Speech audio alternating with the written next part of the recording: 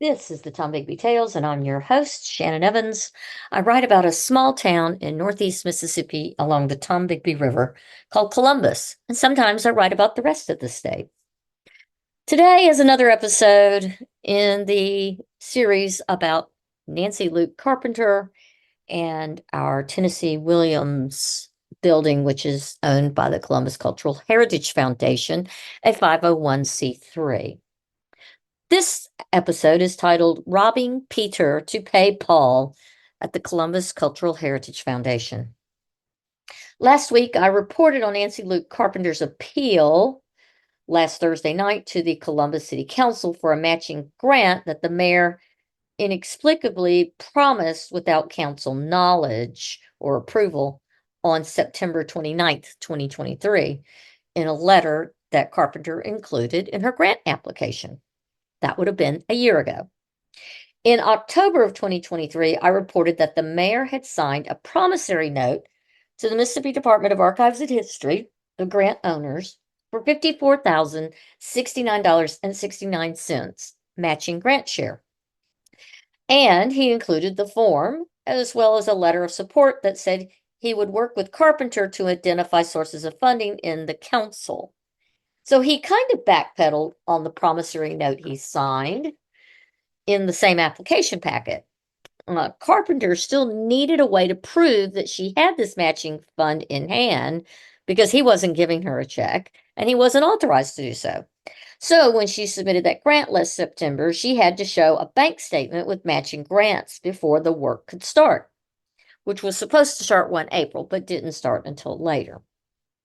So old Nancy, instead of going to the city council or even the councilman for the Tennessee Williams district that it is in, which is Stephen Jones, instead, in late March of 2024, she went to the CVB board treasurer, Matt Bogue. This is the employer she's leaving for full-time work at the foundation, and asked for the remainder of their budget funding for the foundation for the year, which was approximately $51,000. She told Bogue that since the podcast of Tom Bigby Tales, she was not getting any money from the city and she would use the operational budget to fund the grant match. Now, I'll remind you, I wrote a significant piece in October of 2023 after that grant was submitted, and I was informed of the content of that grant, and especially that letter from the mayor. Bogue presented this proposal from Carpenter for the foundation to give her the lump sum, and then that would, quote, get Carpenter out of their hair for the remainder of the fiscal year. Nancy ran with that check, deposited it, and turned around and sent the bank statement to MDAH to prove her match share, ignoring the fact that it was really still needed for operational funds for the building that she then immediately shut to the public with zero public notice. While work slowly started inside after April 18th, plaster work and fresh interior paint was started. Tom Bigby Tales asked where the operational funds that paid her elderly docents went. Public pressure forced Carpenter to continue paying these docents during the shutdown. The light and water still was on for the workers to use, and so on the exterior and the interior of the home. And so her match grant was clearly not going to pay the actual contracts as part of that match. Fast forward to this August of 2024, this podcast revealed that after the plaster work after interior and exterior work was done, and after a porch frame and some decking was installed, the rotten sill beams were just getting covered with 2x6s.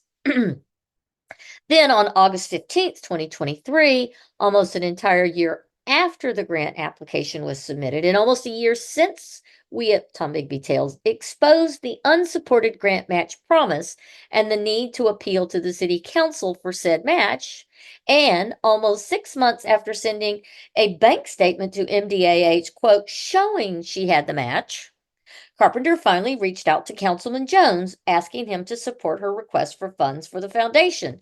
a 501c3, asking for public funds from the city for the building's renovations on the day of the public hearing for next year's fiscal year's funds. Yes, as usual, old Nancy waited until the very last minute to appeal to her councilman and the council at large for the $50K plus she desperately will need to pay for the work at the Tennessee Williams building. More on that bill in a minute. I must admit, Jones was spot on when in the meeting he asked her before the crowd and the council, why was she only now coming before the council? Why did she wait? And isn't it customary to get the match secured before submitting a grant? She had no answer. She changed the subject. She even lied to the council that she was always transparent with grant money. Need I even mention the self-licking ice cream cone episode on the Mississippi Hills grant that she got last year, and the board she paid $10K to be on, and the board that at the Mississippi Hills that awards each other grants. Something she brought up in the middle of this particular request for funds from the city, saying she'd already gotten some money from Mississippi Hills. Whoa. This is something akin to what happened on this MDAH grant. Did she get special privileges? And did she get special dispensation for missing elements because she sits on the grant committee, which is the board of trustees at the MDAH? Only time will tell. At the time of the city council meeting where she went to ask for money, the rotting sills were not being replaced on this building, which are giant beams that I discussed in the previous episode. These giant rotting sills were in the engineering report that stated those needed to be replaced or the walls were in danger of collapsing on the exterior of the building.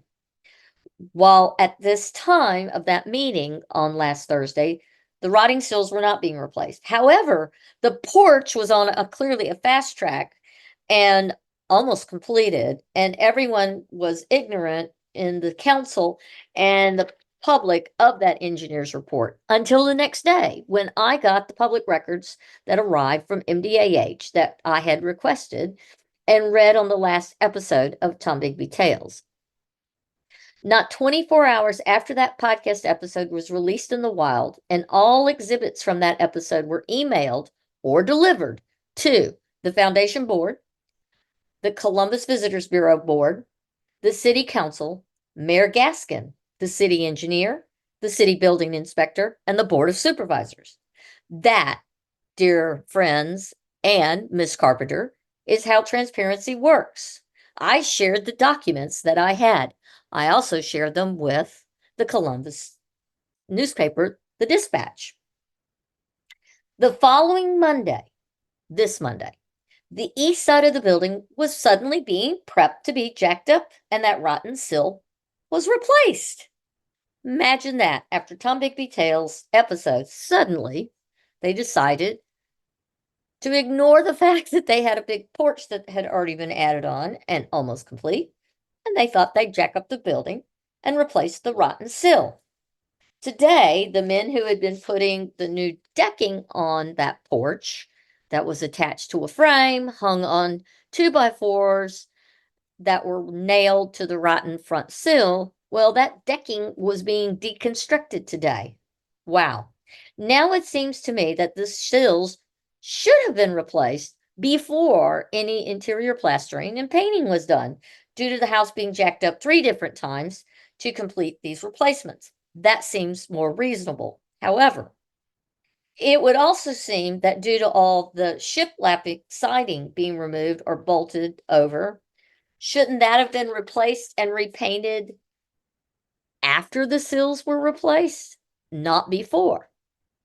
And it certainly stands to reason the new porch footings, the frame, and decking of said porch should not be been installed before the front sill required their removal for replacement. While we know the sill replacement will drive up the cost of the $200,000 existing project, by the way, the cost was $195,679 according to the bid. This sill replacement will drive the project cost up by a minimum of $147,000. How much more is this going to cost to redo the work that they have already done? Because Carpenter was caught putting lipstick on the foundation's pig instead of doing the job correctly in the first place and replacing those sills. She is now creating a much larger problem in overages that the piddly $25K pad in her previous budget will never cover. Where is her board? Where is the project coordinator, who is also the board president, Brenda Willis, who's supposedly signing off on all this? And why is she AWOL? Why is Nancy making all these decisions? Well, let's go back to my question about paying the bills coming due sometime after the 30th of August of 2024. We know from the public records requests that we did at Tom Bigby Tales, no extensions have been requested thus far from MDAH, despite Pryor and Morrow telling Carpenter and that the project is 8 weeks behind due to weather and other issues. And that was before replacing the rotted sill beams. How far are they going to be behind now?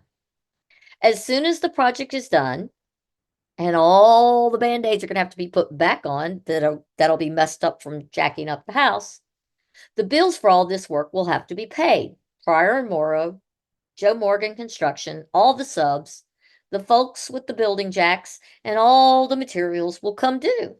And MDAH only agreed to pay a certain amount. And a 20% matching grant was supposed to be provided by Carpenter, which she still has not secured, yet has already, quote, had the money in the bank, according to MDAH, and we know is already spent on salaries at the foundation and the continued operation of the power in that building and paying any other bills, including her own salary. Where is the next Peter she plans to rob to pay Paul? Who will not get paid and who will sue, and what will that cost? Someone will be short 54K. There's no avoiding that. So here's Nancy hoping the city will give her money to cover what she spent already and should have asked for over a year ago. She's also groveling to the CVB to fund the foundation for well over 100K for the next fiscal year, despite squandering hundreds of thousands of dollars of the CVB's money before they finally forced her out the door. It does not look like they will fully fund the foundation for this coming year. We can hope that they stick to that. So where is Nancy going to find $54K to pay contractors and over $110,000 to keep the foundation doors open? Nancy's circling the drain and panicking as there are no lifelines evident with open pockets for her to pick at this time. Is it finally the end of the road for Nancy Luke Carpenter and her days of robbing the public tax-funded coffers of Columbus? Surely she won't pull another Lazarus at this late stage. Thank you for coming on the Tom Bigby Tales.